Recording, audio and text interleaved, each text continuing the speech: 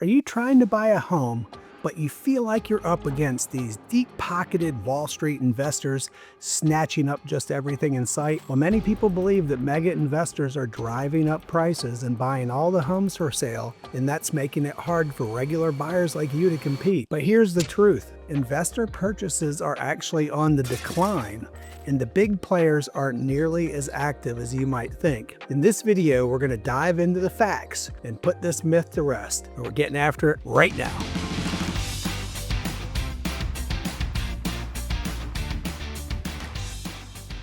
This is your first time at a channel and you want to keep on top of the real estate market in Richmond, Virginia, and the surrounding counties of Hanover, Henrico, Chesterfield, DuKent, Goochland, and Powhatan, then subscribe below and tap that notifications bell so you can be the first to know about the current market in Richmond, Virginia. Now, your likes and subscribes, they help me grow the channel and are so appreciated.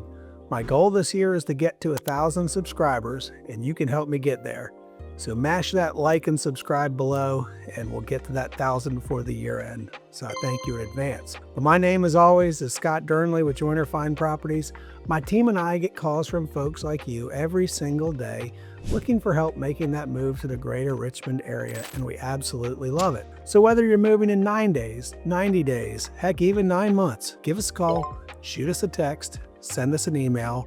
All of that information is linked in the description below, and we'll help you make a smooth move to Richmond, Virginia. So a common misconception is that massive institutional investors are dominating the market. In reality, that's just not the case. The mortgage report explains, quote, on average, small investors account for around 18% of the market, while mega investors represent only about 1%. So most real estate investors out there are just mom and pop investors who own just a few properties, not large corporations buying up entire neighborhoods. They're folks just like your neighbors who have another home they're renting out or a vacation getaway. Heck, you can count me against that mom and pop ranks. Years ago, my wife and I decided we were going to put our savings into real estate instead of the stock market, and now we have a handful of investment properties. You could hardly count us as mega investors. But what about the big investors you're hearing about in the news? Lately, those institutional investors, the ones making the headlines, have pulled back and aren't buying as many homes. According to John Burns Research and Consulting,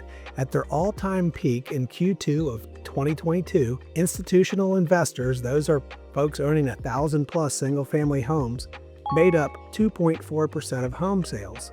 And that number has only come down since then. Check out this graph. This graph is really interesting. By Q3 of 2024, that number had fallen to just 0.3%. That's a massive 86% drop from 3 years ago, when in Q3 of 2021, that was 2.2%. So there's a major shift, and it means far fewer investors are now competing in the market than just a few years ago.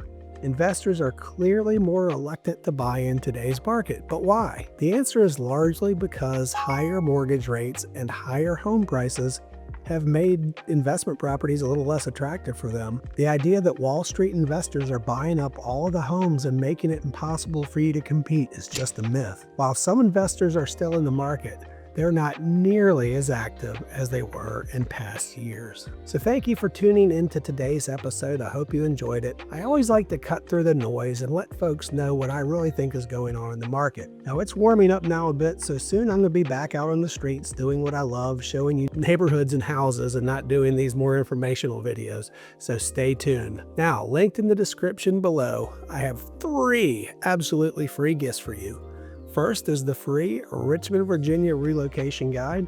You must like watching videos about housing in Richmond, Virginia, or you wouldn't be on this channel. But it's also nice to have something you can flip through in your spare time, click on things, and just learn more about Richmond, Virginia. This is chocked full of great information, and it's a must download. So gift number 2 is a free buyer's guide. This is going to walk you through the buying process with things like your timeline, setting a budget, how your agent gets paid, creating a wish list, the pre-approval process, what happens between contract and closing, and so much more. Again, tons of great information in here for you. Now, number 3, last but not least, We know when people move, oftentimes they have to sell in their current location, so I have a seller's guide for you. This handy dandy resource is very specific on how I do things, but it covers prepping your home for sale, general timelines, what agents should do to properly market your home. That is so important, proper marketing. What happens from contract to close, and much more. That is a great resource as well. But here's the bottom line. Big institutional investors are not buying up all the homes. If anything, they're buying less today than they have been. So does knowing investors are buying fewer homes change the way you see today's market?